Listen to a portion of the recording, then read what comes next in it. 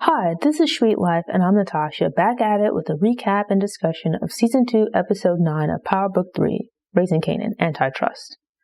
RAQ.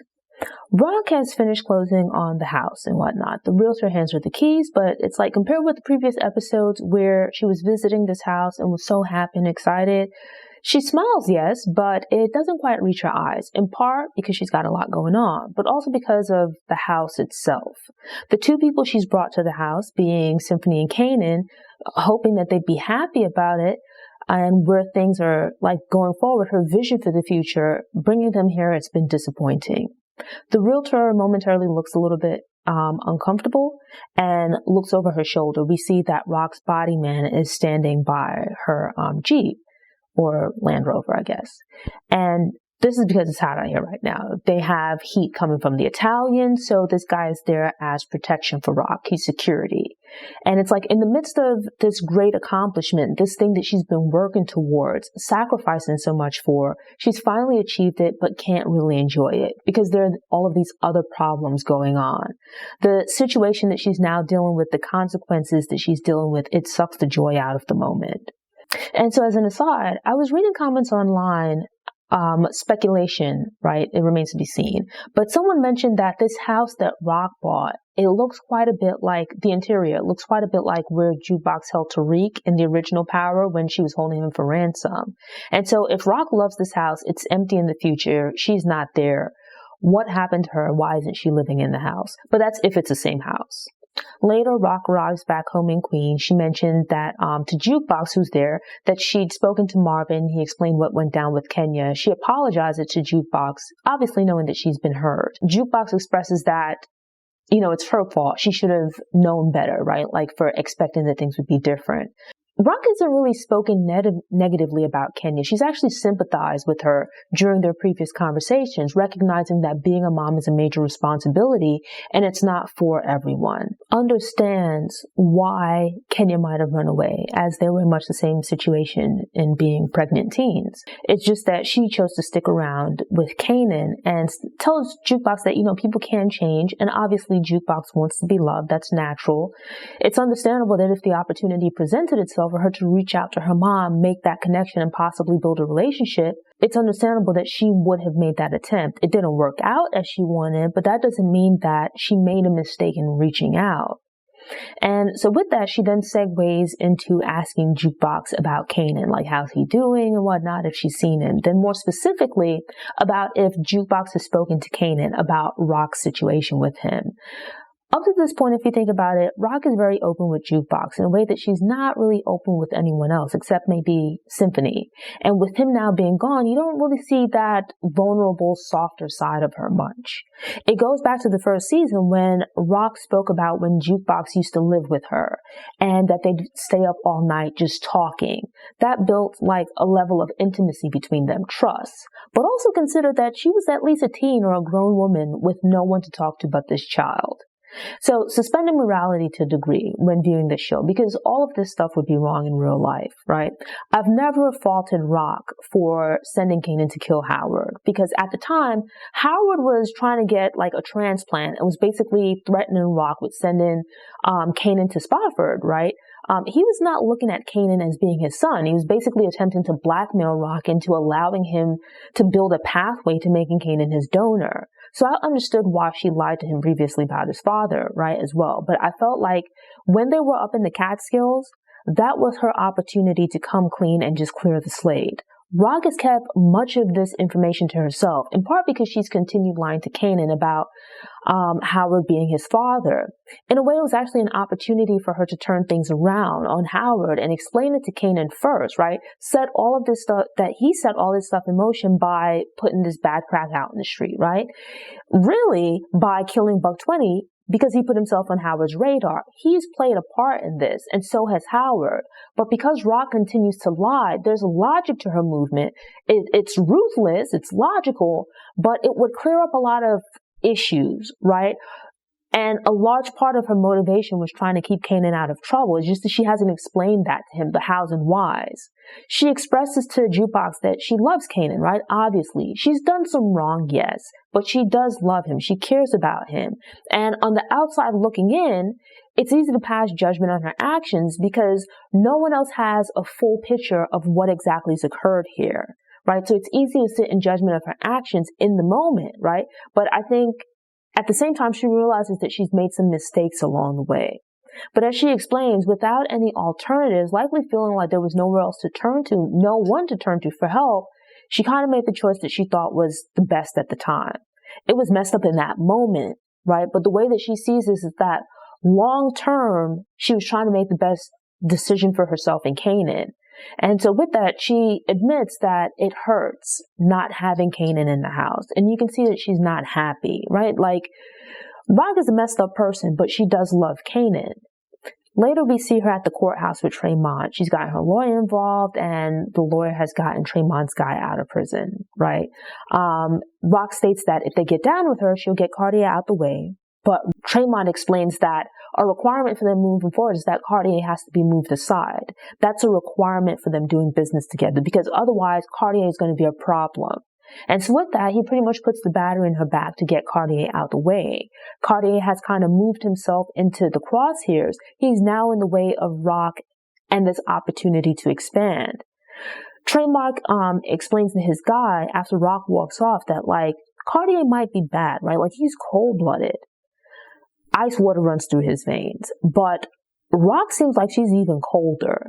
And to be quite honest, I think that he might be onto something. Later, we see RAQ. She's at Cartier's place, standing in his living room, and Cartier tries to approach her, right? Like, he's trying to put the moves on her, and she brushes him off.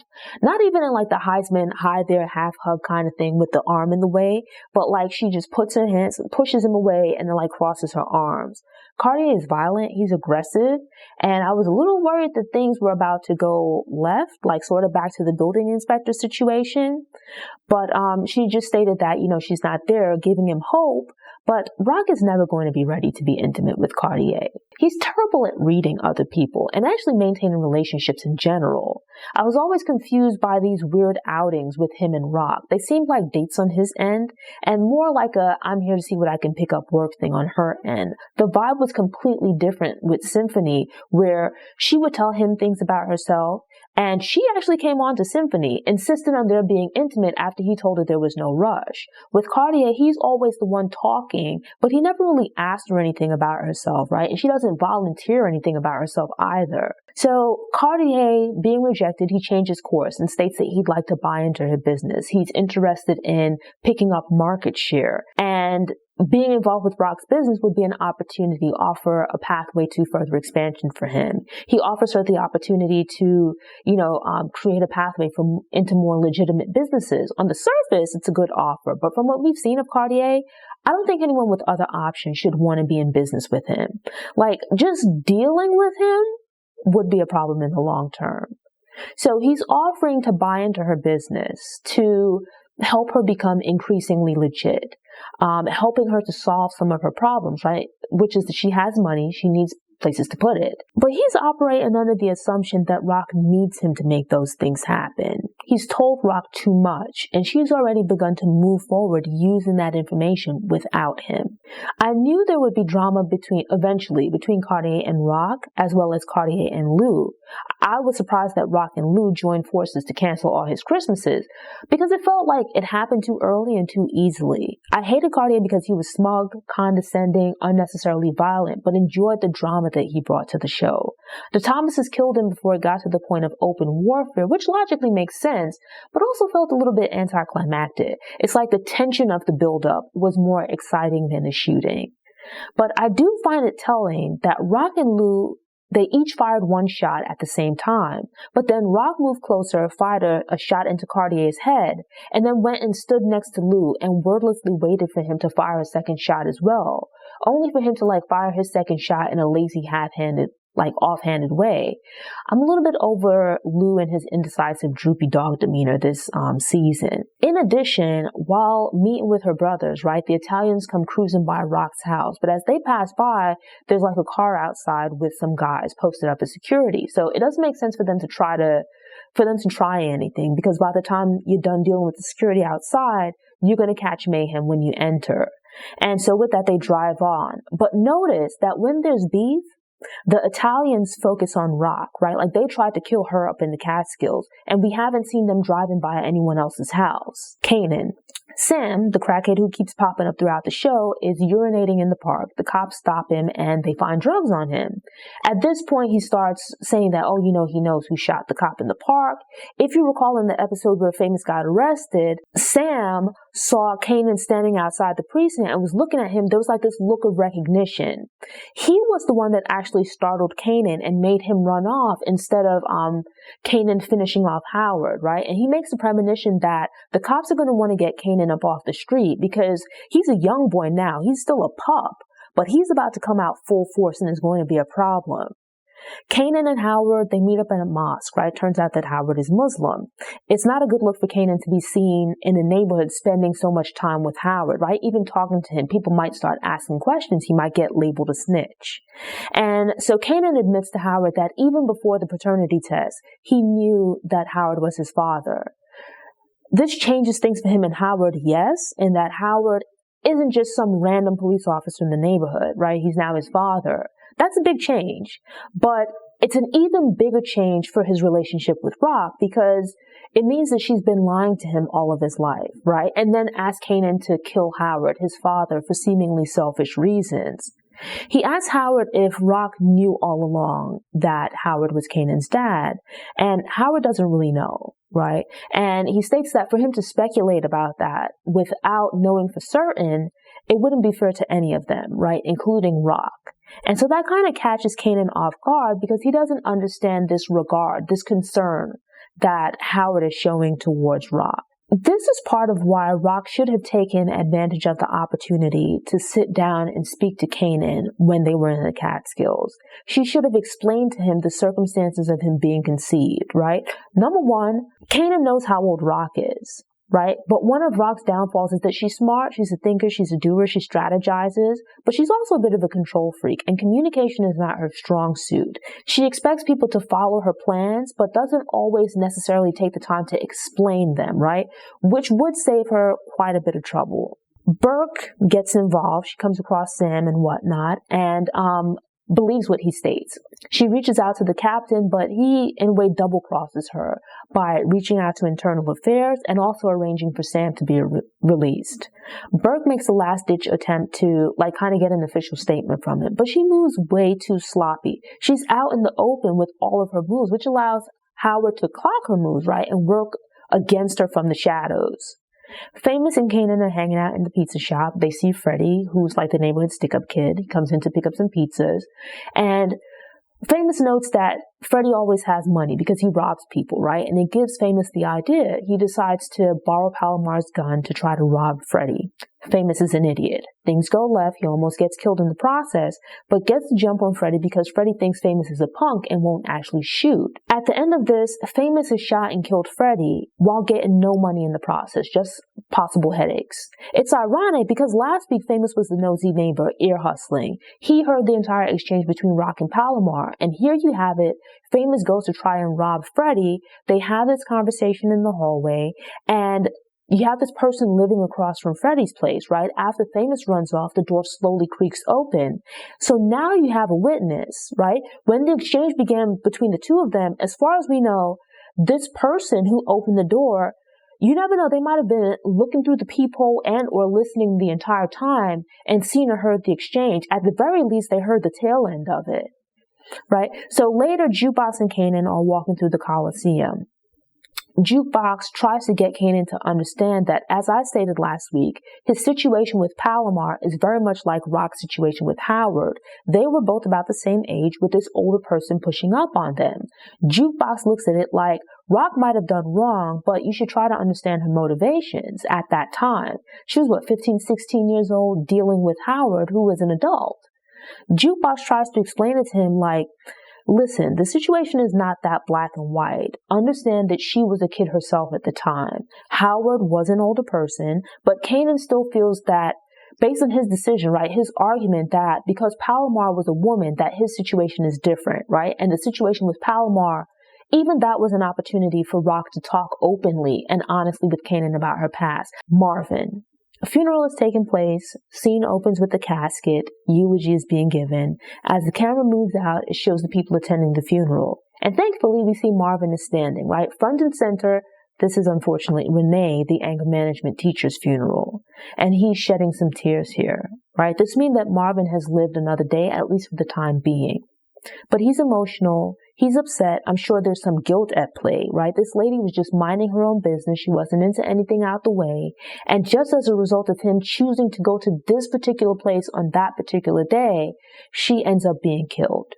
It remains to be seen how that's going to unfold, what impact it's going to have on him. Because this far this season, Marvin has undergone tremendous growth. And I'm sure Renee's death is going to have an effect on him. Later, Jukebox and Marvin are out having burgers at the diner. Jukebox knows about Marvin having attended this funeral. She asks him how things went, if he cried and whatnot. He tries to play it off, right? This tough guy persona. But Jukebox tells him that it's okay if you've cried, right? She's seen him cry. He doesn't really want to cop to it, but you can see this thing of him messing up. It gets to him being seen in that way. And he's been making an honest effort to improve and become a better person this season. And so I thought there's a potential for the death of Renee to throw him off course but it sounds like instead it might give him the motivation to be a better person. With that, Marvin offers Jukebox a sincere apology for what he did to her, but also what he didn't do, meaning not being present and kind of being neglectful early in her life. He says that he's sorry, right, for all of that, but he wants to do better. He wants to do good by Jukebox, and not just her, but for everyone else in his life, meaning the rest of the family. But as Jukebox explains to him, you can't do good for anyone else until you're doing good for yourself. So it's like until you start treating yourself better, until you start making the right moves for yourself and being a positive presence in your own life, you can't show up positively in anyone else's life. And I think that's a pretty astute observation. Later, Marvin rolls up on Sam and lures him into the car with drugs. Initially, I thought he was going to take him somewhere to kill him, but that's not the case. He instead puts him on a bus to Atlanta, gives him a pretty thick roll of cash, and tells him to get himself together, right? This is his way of trying to make Sam unable to talk to Burke without killing him. He warns him, listen, you want to get on this bus. Get yourself together, because if I see you again, I'm going to have to do something to you. It's a seeming win-win situation for everyone. Well, except for Burke. As soon as the bus drives off, Sam tells the driver to stop, gets off the bus with his belongings, and heads, I'm sure, right back to the neighborhood. Marvin and the rest of the Thomases are going to have to do something about him to ensure that he shuts up. He had a get out of jail free card. He had a free pass to leave town. And I don't know if it's greed, stupidity, or what. He put himself right back in harm's way. We saw that Burke went looking for him, where he said he could be found, where the addicts hang out. But now it's a matter of, depending on how the situation with Howard's shooting goes, or depending on who really finds Sam first, what happens here, right? Because if the Thomases find him, they're going to kill him.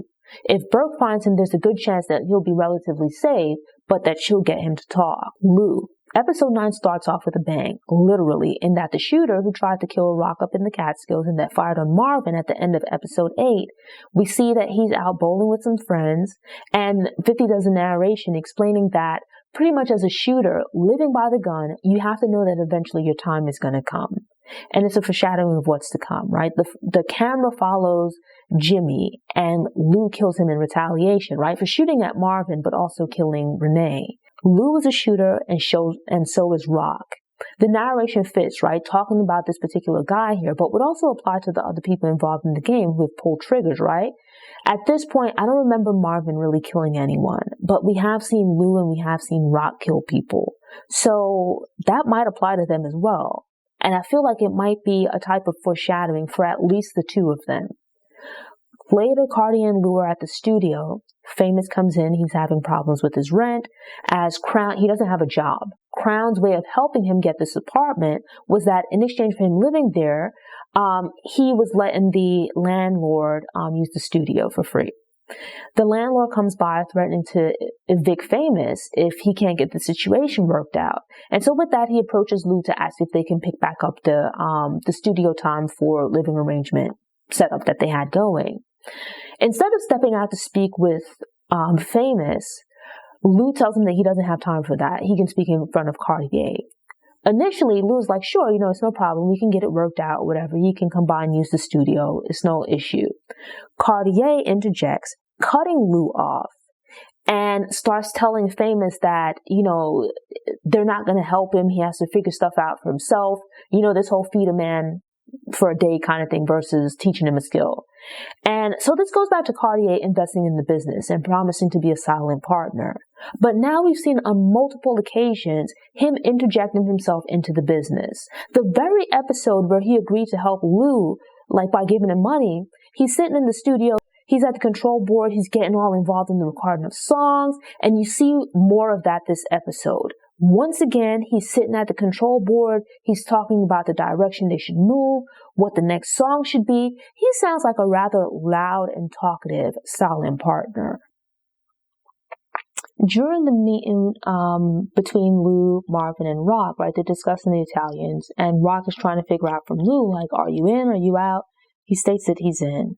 And this is after Marvin tells him thank you for putting in the work with Jimmy, right? Lou states that he knows that Lou isn't really trying to be into this kind of stuff anymore. But Lou states that anyone who comes after Marvin or anyone else in the family, he's down, right? He's there to defend his family.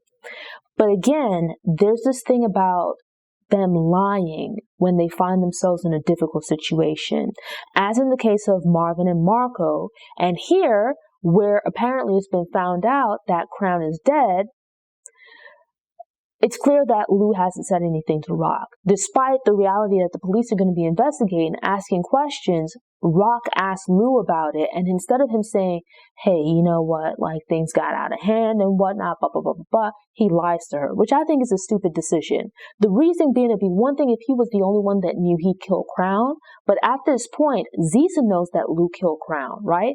Granted, I think it might be a matter of trying to save face because he's made this big deal about wanting to go legit, and here it is that even in this new business, he's fallen back into his old ways.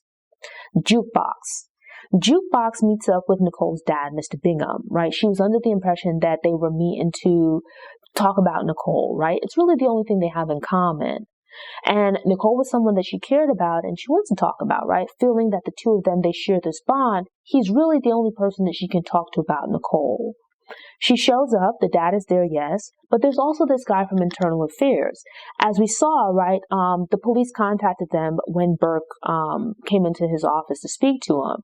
And he's been fed this, Nicole's dad's been fed this story about Burke being inappropriate with Jukebox and Nicole and whatnot. Jukebox pretty much denies it. She doesn't give any credence to it, doesn't confirm anything for them. And the dad is unwilling to give up his source. Jukebox knows that his source is Howard, as she'd seen him going to the house, right? Burke looked out for Jukebox, and here we see that Jukebox is unwilling to speak to the police, so she doesn't give them any info, but that kind of helps Burke here, right? The Internal Affairs guy just kind of dismisses the accusations as being baseless. Unique meets with Baselli. They know that RAQ and her people have struck back at Jimmy, killing him. So they now want revenge. But they would need clearance from the Queen's Mafia to make a move there. Baselli also wants to have an understanding of RAQ's organization, like how it's structured out in Queens, before making any moves. So he arranges a meeting with Unique, hoping to get some information about RAQ. I've never disliked Unique. The only reason that I root for RAQ against him is because she's my favorite character. But I don't actually want any harm to come to him if it can be avoided, right? If it's RAQ versus Unique, I'm going to ride with RAQ. But if it's Unique versus anybody else, then I'm with Unique. He shows himself here as being a stand-up guy in that he speaks the truth to Baselli. Him and Marvin, meaning Unique and Marvin had drama back in the first season because Marvin shot at Unique and his son. So he understands Baselli's feelings. But regardless of that, the hit went bad, yes, but that was Marco's call. Marco was an adult and he put himself in that situation. Marvin might not have come to Baselli and spoken to him, which is wrong. But what happened to Marco couldn't have happened to him if he wasn't a willing participant. Unique also refuses to give up information on RAQ because he looks at it as that would be snitching, and that's not a part of his character. That's not who he is. He states that even if no one else in the neighborhood knows, he would know. And that's a problem for him. It goes against his principles. It's not about anyone else knowing, it's about Unique knowing. And he doesn't operate in that way. Unique might do some underhanded stuff, but he does have a moral code. He does have a set of principles, and it's interesting to see more of his character, right? It also speaks on Baselli's opinion of Unique, RAQ, and the rest of them, in that him and his people, they use very racist terms when speaking about them. He expects to be able to tell Unique what to do and to then passive-aggressively threaten him when he doesn't get his way. He has no respect for any of them, and you'd have a hard time maintaining a long-term business relationship under such circumstances. Eventually, things will come to a head. The situation with Marvin and Marco, it just serves as the catalyst to set that breakdown in motion. I expect the next episode, which is the season finale, is going to be fire. I'm excited to see the finale, but also kind of not, as it means the end of the season and having to possibly wait until next July or August. Every time the Thomases think they've come up with some kind of solution to this type of problem, it's like a hydra, where they cut off one head, they solve one problem, and another one grows back. Sometimes maybe even two.